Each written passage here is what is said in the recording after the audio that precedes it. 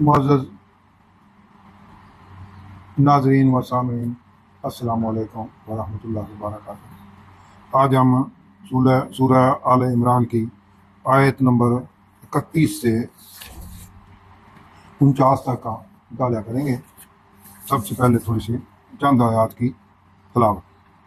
اعوذ باللہ من الشیطان الرجیم، بسم اللہ الرحمن الرحیم۔ قل ان کنتم تحبون اللہ فاتبعونی یحببکم اللہ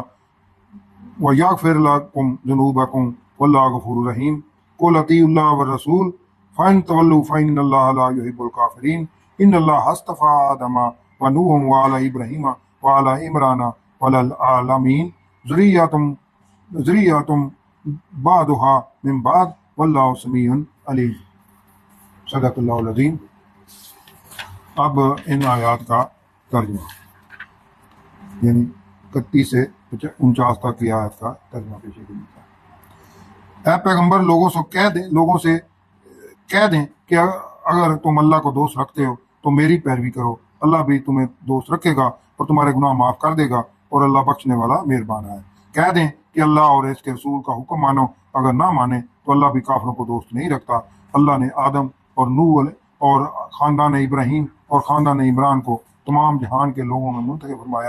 فرمایا تھا۔ ان میں بعض کی اولاد تھے، اور اللہ سننے والا اور جاننے والا ہے۔ اور وہ وقت یاد کرنے کے لائق ہے جب عمران کی بیوی نے کہا کہ اے پروردگار، جو بچہ میرے پیٹ میں ہے میں اس کو تیری نظر کرتی ہوں، اسے دنیا کے کاموں سے آزاد رکھوں گی، تو اے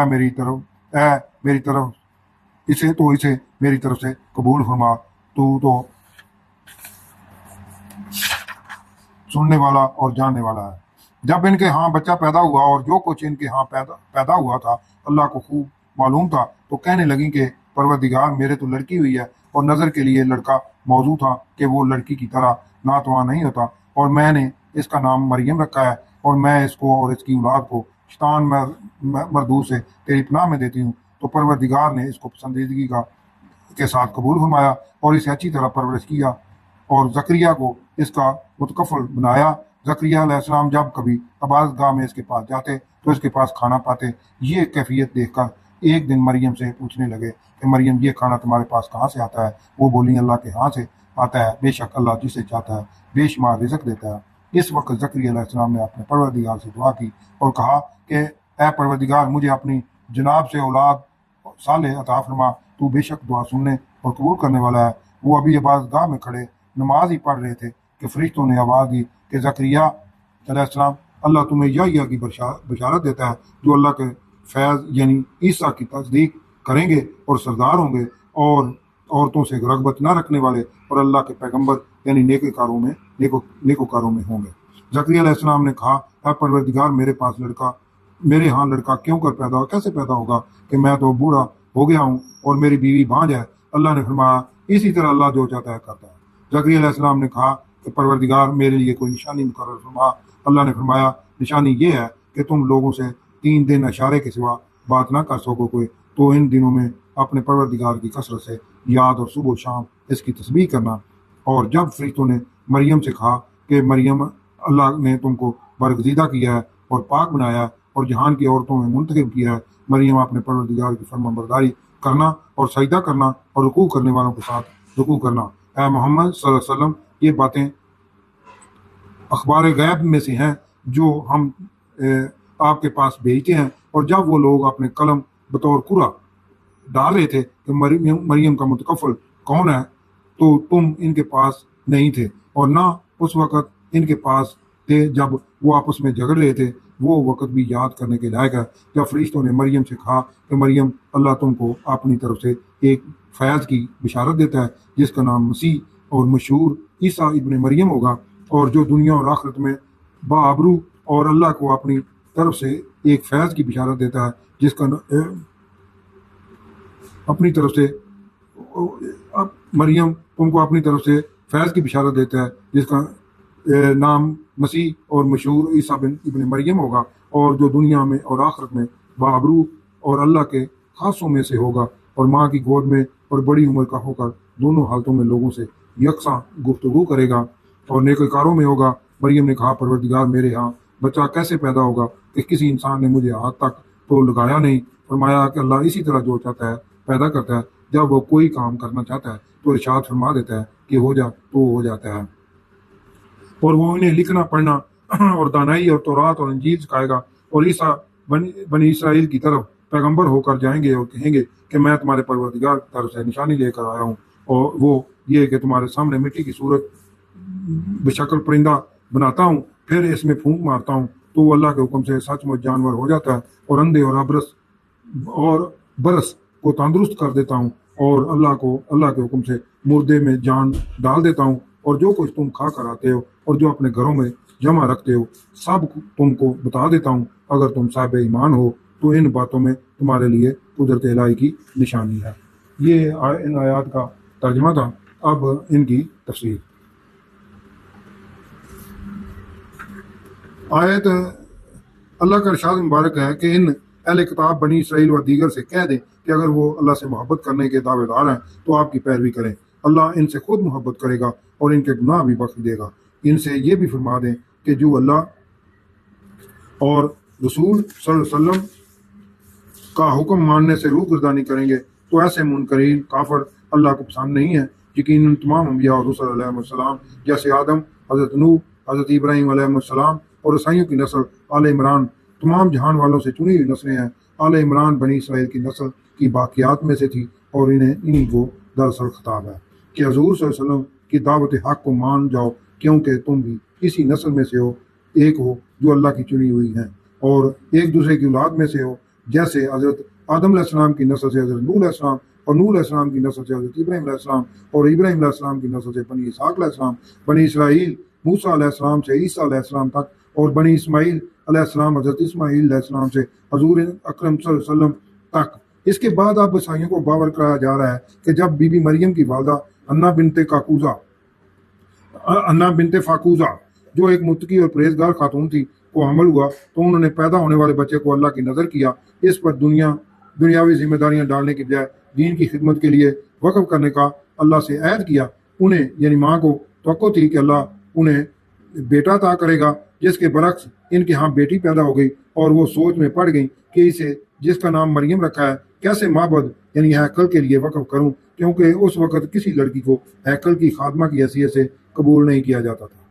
مریم کی والدہ کو سوچ کے جواب میں اللہ فرما رہا ہے کہ اس بیٹی جیسا کوئی بیٹا بھی نہیں ہے، یعنی اللہ نے اسے ہیکل کی خادمہ کی حیثیت سے قبول کر لیا ہے۔ آگے حضرت بی بی مریم کو والدہ کی دعا کا ذکر ہے کہ اے اللہ اس لڑکی مریم اور اس کی آنے والی اولاد کو شیطان کے شر سے اپنی حفاظت میں رکھنا۔ اللہ نے مریم کو خدمت کے لیے اور ان کی والدہ کو دعا کو قبول کر لیا۔ حضرت بی بی مریم کی اعلیٰ تربیت کے لیے آپ علیہ السلام کو حضرت زکریا علیہ السلام کی کفالت میں دے دیا، اور آپ علیہ السلام معبد میں ہی مقیم ہو گئیں۔ حضرت زکریا علیہ السلام نبی تھے اور بی بی مریم کے خالو تھے۔ اس دوران جب بھی زکریا علیہ السلام مریم کے کمرے میں جاتے تو وہاں ان کے پاس کھانے پینے کی اشیاء اور بغیر موسم والے پھل دیکھتے اور حیران ہوتے کہ یہ انواع و اقسام کی نعمتیں اس کے پاس کہاں سے آ جاتی ہیں۔ جب آپ علیہ السلام مریم علیہ السلام سے پوچھتے تو وہ فرماتی کہ یہ سب کچھ اس کے رب کی طرف سے ہے۔ حضرت زکریا علیہ السلام اس وقت بوڑھے ہو چکے تھے، اور ان کی بیوی بھی نہ صرف بوڑھی ہو چکی تھی بلکہ وہ شروع سے بانجھ بھی تھی۔ زکریا علیہ السلام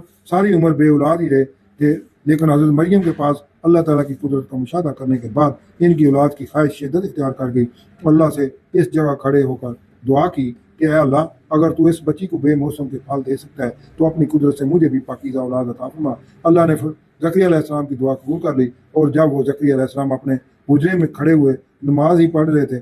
اس وقت فرشتے کے ذریعے خوشخبری دی کہ اللہ تعالیٰ انہیں ایک بیٹا عطا فرمائیں گے جس کا نام یحییٰ ہوگا، جو اللہ کی ایک نشانی ہوگا۔ باپ بھی بوڑھا اور ماں بانجھ، اور بوڑھی بھی سردار ہوگا، نفسانی خواہشات نہیں رکھتا ہوگا اور صالح ہوگا۔ اس خوشخبری سے حضرت زکریا علیہ السلام حیران ہو گیا اور اللہ سے عرض کی کہ اے میرے رب، میرے ہاں لڑکا کیسے ہوگا جب کہ میں بوڑھا ہو چکا ہوں اور میری بیوی ساری عمر بانجھ ہی رہی ہے؟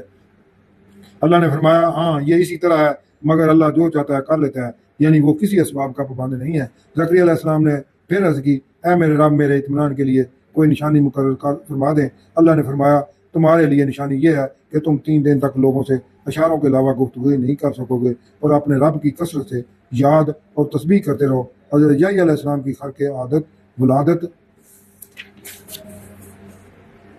کے بعد حضرت عیسیٰ علیہ السلام کی معجزانہ پیدائش کا ذکر بھی نجران کے عیسائیوں کو باور کرانے کے لیے کیا جا رہا ہے۔ کہ جب فرشتوں نے کہا اے مریم اللہ نے تمہیں چن لیا ہے اور تمہیں خوب پاک کر دیا ہے اور جہان کی تمام عورتوں میں سے تمہیں فضیلت دی ہے، اپنے رب کی فرما برداری کرتی رہو اور سجدہ کرتی رہو اور رکوع کرتی رہو اور رکوع کرنے والوں کے ساتھ۔ دراصل اللہ مریم کو ان کی پاک دامنی اور پاک بازی کا اس لیے بتا رہا ہے کہ آگے جو ان کے ساتھ معجزہ ہو رہا ہے وہ اس سے مایوس نہ ہوں اور نہ ہی اپنی پاک دامنی پر شک کریں۔ اس کے ساتھ ہی حضور اکرم صلی اللہ علیہ وسلم کو بتایا جا رہا ہے کہ اے نبی صلی اللہ علیہ وسلم، آپ صلی اللہ علیہ وسلم تو اس وقت ان کے پاس موجود نہ تھے کہ جب ہیکل کے ہر ایک متولی کی خواہش تھی کہ حضرت بی بی مریم کی کفالت کی سعادت اسے نصیب ہو جسے اللہ کے نام کے لیے وقف کر دیا گیا ہے، جس کے لیے وہ قرآن اندازی کر رہے تھے۔ اس میں اللہ نے زکریا علیہ السلام کا نام نکال دیا۔ ان لوگوں کی قرآن اندازی کا طریقہ یہ تھا کہ وہ لکڑی کی چھوٹی چھوٹی قلمیں بناتے اور اپنی اپنی قلمیں پانی کے بہاؤ پر رکھ دیتے، جس کی قلم پانی کے بہاؤ میں نہ بہتی وہ جیت جاتا۔ عیسائیوں کو اس سارے واقعے کا علم تھا کیونکہ ان کی کتاب انجیل میں مریم کی کفالت سے لے کر عیسیٰ علیہ السلام کی پیدائش تک تفصیلی ذکر موجود تھا۔ حضور صلی اللہ علیہ وسلم کی اس وقت غیر موجودگی اور لالمی کا بتا کر اللہ تعالیٰ عیسائیوں کو یہ باور کرا رہا ہے کہ حضور صلی اللہ علیہ وسلم جو تمہیں یہ معجزات بتا رہے ہیں وہ میں نے ہی انہیں بتائے ہیں، یہ ان کے من گھڑت کیسے ہو سکتے ہیں، کیونکہ حضور صلی اللہ علیہ وسلم تو اس وقت موجود ہی نہیں تھے، جبکہ ان عیسائیوں کو اس ساری تفسیر کا مکمل علم ہے اور وہ اس کی تصدیق کا اظہار نہیں کر رہے کیونکہ ان کا باطل عقیدہ ہے کہ حضرت عیسیٰ علیہ السلام اللہ کے بیٹے ہیں۔ اب پھر اللہ تعالیٰ حضرت عیسیٰ علیہ السلام کی پیدائش کا ذکر کر رہا ہے کہ وہ عیسائی گمراہی چھوڑیں اور دین حق کی دعوت قبول کر لیں۔ یاد دہانی کرائی جا رہی ہے کہ جب فرشتوں نے کہا اے مریم اللہ تمہیں اپنی طرف سے ایک کلمہ نشانی جیسے یحییٰ علیہ السلام کی پیدائش کو ایک کلمہ ہی قرار دیا گیا ہے عطا کرے گا، جس کا نام ہوگا المسیح عیسیٰ بن مریم، جو دنیا اور آخرت میں مرتبے والا اور مقربین میں سے ہوگا، جو بات کرے گا بوڑھے میں بھی اور پختہ عمر کا ہو کر بھی۔ حضرت عیسیٰ علیہ السلام 30 سے 33 سال کی عمر میں دنیا سے زندہ اٹھا لیے گئے، جبکہ پختہ عمر تو 40 سال کے بعد ہوتی ہے۔ اس کا مطلب یہ ہے کہ ہمارے عقیدے کے مطابق بھی عیسیٰ علیہ السلام پر موت واقع نہیں ہوئی، بلکہ وہ قیامت سے پہلے واپس آئیں گے اور پختگی کی عمر پوری کریں گے۔ وہ شادی بھی کریں گے، ان کی اولاد ہوگی اور وہ دنیا میں اسلامی خلافت کا نظام قائم کریں گے۔ حضرت بی بی مریم علیہ السلام نے یہ بات سنی تو حیرت سے بولی اے اللہ میرے ہاں اولاد کیسے ہوگی جبکہ مجھے کسی مرد نے ہاتھ تک نہیں لگایا۔ جواباً اللہ فرماتا ہے فکر نہ کرو اور نہ ہی حیران پریشان ہو، تمہاری پاک دانی کا اللہ تمہیں پہلے ہی بتا چکا ہے کہ اللہ ہر چیز تخلیق کرتا ہے جو کچھ اور جیسے وہ چاہتا ہے۔ جب کسی امر کا فیصلہ کر لیتا ہے تو اسے کہتا ہے کن ہو جاؤ تو وہ ہو جاتا ہے۔ حضرت آدم علیہ السلام بغیر ماں باپ کے، یحییٰ علیہ السلام بوڑھے باپ اور بوڑھی بانج ماں کے، عیسیٰ علیہ السلام کی پیدائش بغیر باپ کے عالم امر کی تخلیق ہے جس کے لیے اللہ نے کسی اسباب کی ضرورت نہیں رکھی، جبکہ عالم خلق میں اللہ نے اسباب کی احتیاج رکھی ہے۔ اللہ حضرت بی مریم کو مزید فرماتا ہے کہ وہ عیسیٰ علیہ السلام کو تورات اور انجیل کے ساتھ ان میں موجود حکمت کے پہلو بھی سکھائے گا، اور وہ عیسیٰ علیہ السلام بنی اسرائیل کی طرف رسول ہوں گے جو انہیں دعوت اسلام دیں گے، رسالت کی گواہی کے لیے بنی اسرائیل کو بتائیں گے کہ وہ ان کی طرف اللہ کی نشانیاں دے کر بھیجے گئے ہیں کہ میں مٹی